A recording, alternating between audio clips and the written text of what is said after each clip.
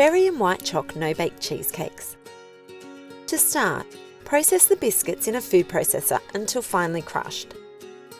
Add the butter and process until the mixture is combined.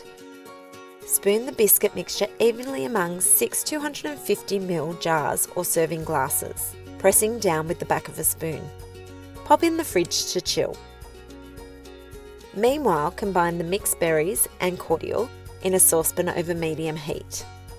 Cook stirring for 5 minutes or until the mixture thickens slightly. Remove from heat.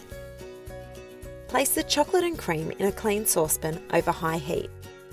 Stir for 2 minutes or until the chocolate melts and the mixture is smooth.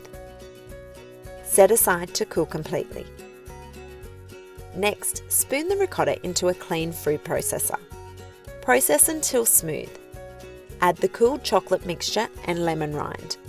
Process to combine. Spoon the ricotta mixture over the biscuit bases in the jars. To serve the cheesecakes, spoon over the berry mixture. Then finish with some lemon zest and a dusting of icing sugar.